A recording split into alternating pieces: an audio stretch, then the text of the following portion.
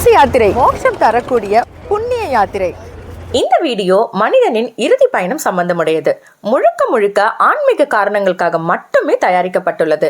இதன் உள்ளடக்கம் இறுதி சடங்கு தொடர்பான காட்சிகளை கொண்டிருக்கும். அதனால 18 வயதுக்கு குறைவானவங்க மற்றும் இலகிய மனம் படைத்தவர்கள் இந்த வீடியோவை தவிர்க்கவும். யாருடைய தனி உரிமையையும் மீறுவது எங்கள் நோக்கம் அல்ல. இதில் வரும் காட்சிகள் அனைத்தும் மிகவும் மரியாதையுடன் பதிவு செய்யப்பட்டவை. இது ஒரு சுற்றுலா வீடியோ இல்ல, வாழ்க்கையின் கடைசி உண்மையை நினைவூட்டும் ஒரு பயணம்.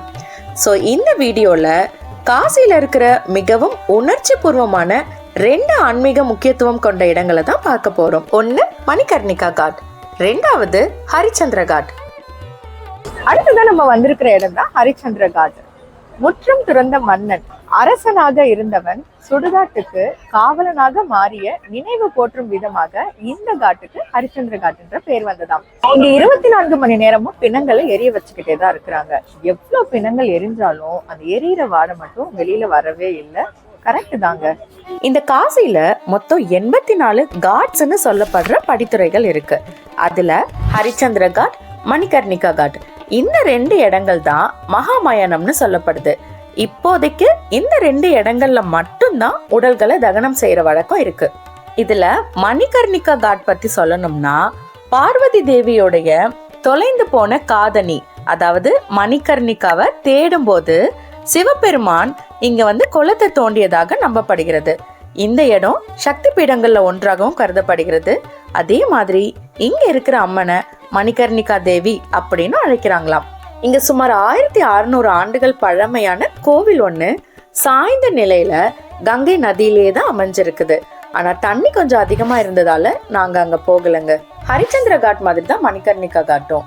இங்கேயும் 24 மணி நேரமும் உடல்கள் எரிந்து கொண்டே இருக்கும். ஆனா ஹரிச்சந்திர காட்டை விட கொஞ்சம் அதிகமான உடல்களுக்கு இறுதி சடங்குகள் இங்க நடக்குது. இத்தனைக்கும் இந்த மணிகர்ணிகா காட்டு தான் காசி விஸ்வநாதர் கோயிலுக்கு ரொம்ப ரொம்ப பக்கத்திலேயே இருக்குது. எக்ஸாக்டா சொல்லணும்னா கங்கை நதிக்கரையை பார்த்த மாதிரி இருக்கிற கோயிலுடைய மெயின் வாசல் பக்கத்திலே தான் இருக்கு. இதை கேட்கும் போது கோயிலை பக்கத்துல வச்சுக்கிட்டு இங்க வந்து உடல்கள் எரிக்கலாமா அப்படிங்கிற சந்தேகம் உங்களுக்கு வரலாம்.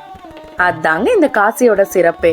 இந்த காசிக்கு புராதன கோவில்கள், பூஜை, வழிபாடு இது ஒரு முகம்னா, பாவ விமோச்சனம், புண்ணிய காரியங்கள், இறுதி சடங்குகள்னு இன்னொரு முகம். இது மரணம் பற்றிய பயத்தை காட்டவில்லை, மாறாக மரணம் வாழ்க்கையில் ஒரு பகுதி என்பதை உணர்த்துவதற்காகத்தான். நான் வீடியோட ஸ்டார்டிங்லயே சொல்லியிருப்பேன், இந்த காசி மோட்சம் தரும் புண்ணிய பூமின்னு. அது என்ன மோட்சம்? ஆக்சுவலா இந்து மத நம்பிக்கையின்படி மறுபிறப்புன்னு ஒண்ணு இருக்குதுங்க.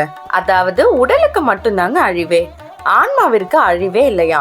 அது திரும்ப திரும்ப மறுபிறப்பு எடுத்துக்கிட்டே இருக்குமா. இந்த சுழற்சியில இருந்து விடுபடுறது தான் மோட்சம்னு சொல்றாங்க. இன்னும் புரியும்படி சொல்லணும்னா, இந்த காசி மண்ணில இறந்தவர்களோ இல்லனா இங்க இறுதி சடங்கு மேற்கொண்டவர்களோ மறுபிறப்பிலிருந்து விடுபட்டு அவர்களது ஆன்மாவானது நேரடியா இறைவனடி சென்றடையும் அப்படிங்கறது நம்பிக்கை. அதனாலதான் பெரும்பாலான மக்கள் தங்களுடைய கடைசி நாட்களை காசியிலேயே கழிக்கணும்னு விரும்புறது. இங்க ஒரு நாளைக்கு 200க்கும் மேற்பட்ட உடல்களை தகனம் செய்யறாங்க. இந்த மாதிரி இறுதி சடங்குகள் எல்லாம் வீடியோ எடுத்து பப்ளிஷ் பண்றதே தப்பு தான். இருந்தாலும் ஆன்மீக தகவல்களுக்காக மட்டுமே தான் எடுத்து பதிவிடுறோமே. இந்த வீடியோஸ்ல இறந்தவர்களுடைய முகமோ அவர்களின் உறவினர்களையோ வெளிப்படுத்த கூடாதுன்னு ரொம்ப ரொம்ப கான்சியஸா, கேர்ஃபுல்லா, அதுவும் பெர்மிஷனோட தான் வீடியோ எடுத்திருக்கோமே. இருந்தாலும் இத மெயின் வீடியோவா போடாம தனிப்பட்ட வீடியோவா போடுறதுக்கான காரணமே, மெயின் வீடியோஸ குழந்தைங்கள்ல இருந்து பெரியவங்க வரைக்கும் பார்ப்பாங்க அப்படிங்கறத காரணத்தால தான். இங்க உடல்களை தகனம் செய்யறதுக்கு என்ன மாதிரியான ப்ரொசீஜர்ஸ்லாம் ஃபாலோ பண்றாங்க அப்படிங்கறத நாங்க கேட்டு தெரிஞ்சுக்கிட்டோம். அதை உங்களுக்கு ஷேர் பண்றோம். ஆக்சுவலா ஃபார்மாலிட்டிஸ்னு பெருசா இல்லைங்க. இறந்தவர்களுடைய கடைசி ஆசையை பூர்த்தி செய்வதற்காக உடல்கள் வெவ்வேறு ஊர்களிலிருந்து கொண்டு வரப்பட்டு இந்த மணிகர்ணிகா அண்ட் ஹரிச்சந்திர காட்ஸ்ல நிறைய இன்சார்ஜஸ் இருக்கிறாங்க, அவங்க கிட்ட ஒப்படைக்கிறாங்க. உடல்களை தகனம் செய்யறதுக்கு மரக்கட்டைகள் அங்கேயே விற்பனைக்கு இருக்குது. மரக்கட்டைகளுக்கு தோராயமா 2000 இருந்து 3000 வரைக்கும் செலவாகுது. தகனம் செய்ய கிட்டத்தட்ட 2000 ரூபாய் வரைக்கும் வாங்குறாங்க. இருந்தாலும் ஆன் தி வேல நிறைய புரோக்கர்ஸ் அப்ரோச் பண்றாங்க. அவங்க மூலியமா போகும்போது செலவு கொஞ்சம் அதிகமாகும். அப்படி ஒப்படைத்த உடல்களை கங்கை நீர் தெளித்து தூய்மைப்படுத்தி தகன மேடையில வைத்து தகனம் செய்யறாங்க.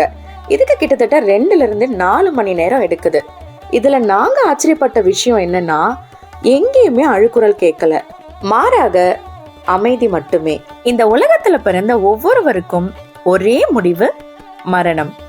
ஆனா இந்த காசில அது முடிவில்ல, ஒரு விடுதலைன்னு நம்பப்படுது. நம்ம அங்க நின்று பாக்குறப்போ நம்ம வாழ்க்கை முழுசும் ஒரு ஃபிளாஷ் மாதிரி நம்ம கண்ணு முன்னாடி ஓடும். நம்ம தேவையில்லாம பண்ணின ஃபைட்டு, நம்ம விட்டே கொடுக்காத நினைச்சுக்கிட்டு இருந்த ஈகோ, நம்ம பார்த்து பேசாம இருந்தவங்க, இது எல்லாமே அங்க எரியிற அந்த சுடருக்கு முன்னாடி அர்த்தமே இல்லாம போயிடும். இந்த நெருப்பு நமக்கு சொல்ற ஒரே விஷயம் தாங்க, உடம்பு மட்டும்தான் எரியுது, ஆனா நினைவுகளும் நம்ம செஞ்ச நன்மைகளும் தான் நிலைக்கும். அங்க நமக்கு நல்லாவே புரியும், நம்ம என்னென்ன சொத்து சேர்த்து வச்சோங்கிறதெல்லாம் முக்கியம் இல்லை, நம்ம எவ்வளவு நல்லது செஞ்சோம் அப்படிங்கிறது தான் முக்கியம்னு. ஸோ முடிஞ்ச வரைக்கும் அன்பா வாழணும். இந்த காசி நமக்கு ஒரு பெரிய பாடத்தை கத்து தருது.